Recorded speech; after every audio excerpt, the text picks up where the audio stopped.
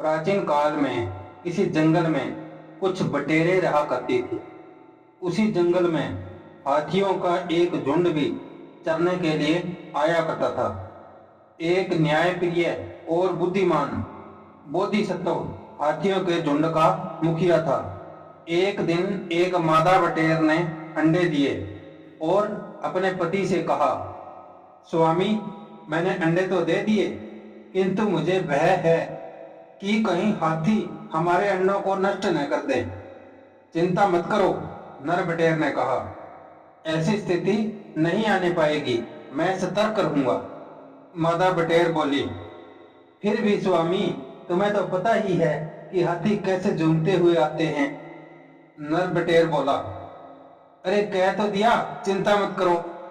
ऐसी स्थिति आई तो मैं तुरंत उसका उपाय खोज लूंगा।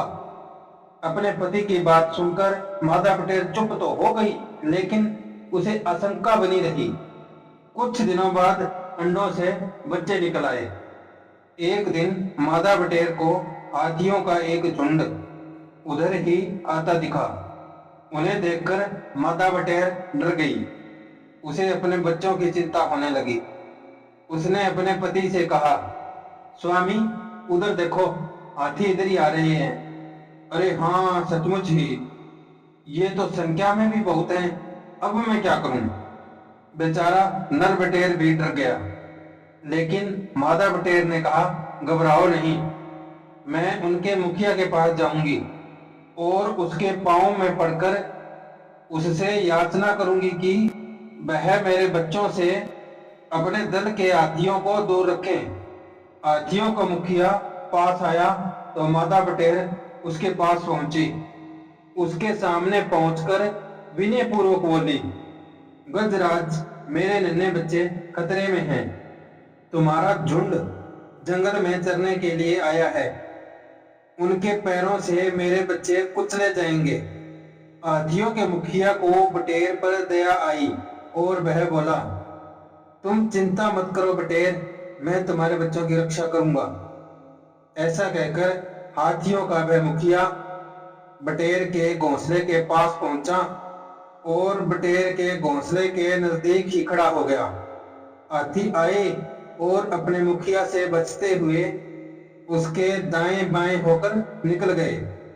बटेर के बच्चे सुरक्षित रहे। हाथियों का मुखिया भी कुछ देर बाद चरने के लिए चला गया। लेकिन कुछ ही देर बाद बटेर को एक अन्य हाथी आता हुआ दिखाई दिया, जो सूरत से ही भयानक दिखाई दे रहा था।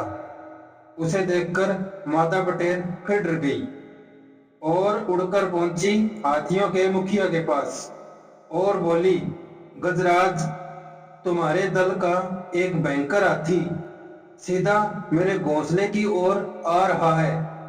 कृपया उससे कहो कि वह मेरे घोंसले से बचकर निकले, नहीं तो मेरे बच्चे उसके पैरों से कुचलकर मर जाएंगे। यह सुनकर हाथियों के मुखिया ने निराश भाव से कहा, विवशता है मेरी नन्ही बहन, मैं उस हाथी से ऐसा नहीं कह सकूंगा। बटेर बोली, पर क्यों गजराज, क्यों नहीं कह सकते आप? आप तो इस दल के मुखिया हैं। मुखिया तो हूं, लेकिन वह हाथी बागी हो गया है, मेरा कहना नहीं मानता। वह तो मुझे इस पद से हटाकर स्वयं ही इस दल का मुखिया बनना चाहता है। ईर्ष्या करता है वह मुझसे। तब मैं क्या करूं? नन्ही बटेर रोने को हुई। मुखिया बोला, उसके पास जाओ, उसके पैरों में पड़ जाओ और उससे अपने बच्चों की प्राण रक्षा की भीख मांगो। तब शायद उस निर्दयी के मन में तुम्हारे लिए कोई दया भाव पैदा हो जाए। गजराज ने सलाह दी। मादा बटेर ने देर न लगाई। वह तुरंत उड़कर धूल उड़ाते हुए उस मदमस्त हाथी के पास पहुंची और उसके चरणों में शीश नवाकर गिड़गिड़ाते हुए बोली, हे गजराज, मैं आपसे अपने बच्चों के जीवन की भीख मांगती हूँ। कृपया आप इधर मत आइए। आपके पैरों की मार से मेरे मासूम बच्चे कुचले जाएंगे। यह सुनकर उस हाथी को गुस्सा आ गया और वह चिल्लाया, अरे नन्ही बटेर, तेरा इतना साहस कि तू मेरा रास्ता रोके? ठहर, अब तो मैं पहले तेरे घोंसले को ही नष्ट करूंगा, बाद में आगे बढ़ूंगा। हाथी घोंसले पर झपट पड़ा। सूंड के एक ही बार में उसने बटेर के सारे बच्चे इधर उधर फेंक दिए। फिर वह बोला, ले, हो गई तेरे निकम्मे बच्चों की सफाई। बटेर के सारे बच्चे मर गए। अपने बच्चों की मृत्यु हो जाने के कारण बटेर उनके पास बैठकर रोने लगी। बहुत देर तक रोती रही। फिर उसने मन में एक संकल्प किया, मुझे कमजोर समझकर ही इस दुष्ट हाथी ने ऐसा दुस्साहस किया है। मेरी प्रार्थना पर इसने कोई ध्यान नहीं दिया, बल्कि अपने बल के नशे में चूर होकर इसने मेरे बच्चे खत्म कर दिए। अब मैं भी इसे दिखा दूंगी कि मुझ में कितनी शक्ति है।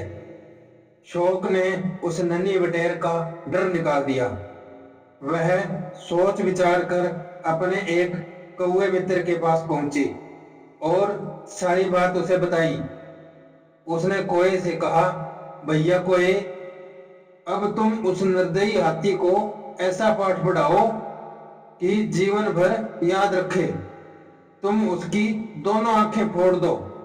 कौवा बोला, तुम चिंता ना करो बहन, मैं उस दुराचारी को दंड अवश्य दूंगा।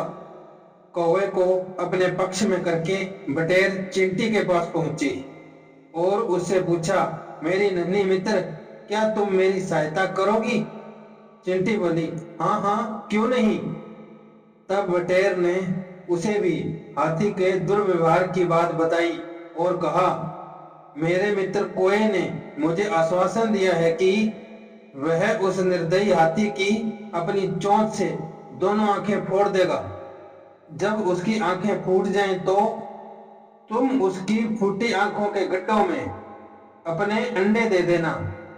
जब अंडों से बच्चे निकलेंगे और उसका मांस खाएंगे, तभी उसे किसी को सताने का मजा मिलेगा।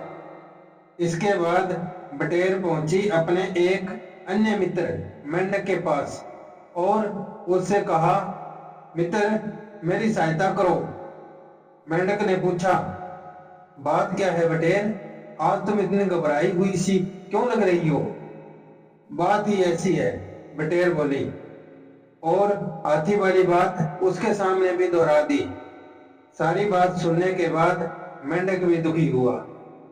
उसने पूछा, मैं तुम्हारी क्या सहायता कर सकता हूँ?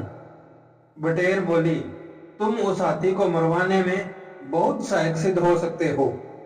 सुनो, जब चींटियों के बच्चे हाथी को काटेंगे तो वह अंधा भागेगा पानी की तलाश में, ताकि पानी मिले तो वह अपनी पीड़ा मिटाए। तब तुम एक ऊंचे स्थान पर बैठकर टर्राने लगना। हाथी समझेगा कि उस स्थान पर पानी है, इसलिए वह तुम्हारे टर्राने की दिशा में पहुंचेगा। बस तुम्हारा काम खत्म। अंधा हाथी ऊंचाई से नीचे गिरेगा और मर जाएगा। फिर वैसा ही किया गया। हाथी जब जंगल में चल रहा था तो मौका देखकर तेज गति से आकर कोए ने उसकी एक आंख में चोंच मारी और आंख निकाल कर ले गया।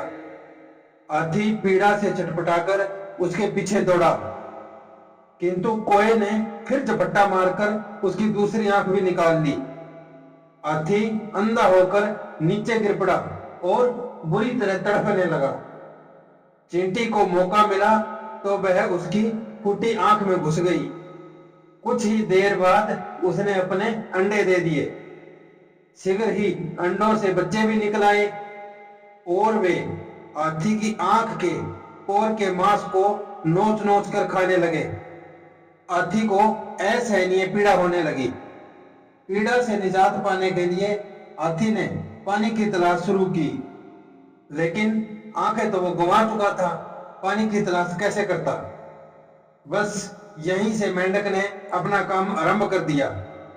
वह एक ऊंचे स्थान पर जा बैठा और लगा जोर जोर से टर्राने। मेंढक के टर्राने की आवाज सुनकर हाथी ने सोचा कि वहां ही पानी होगा।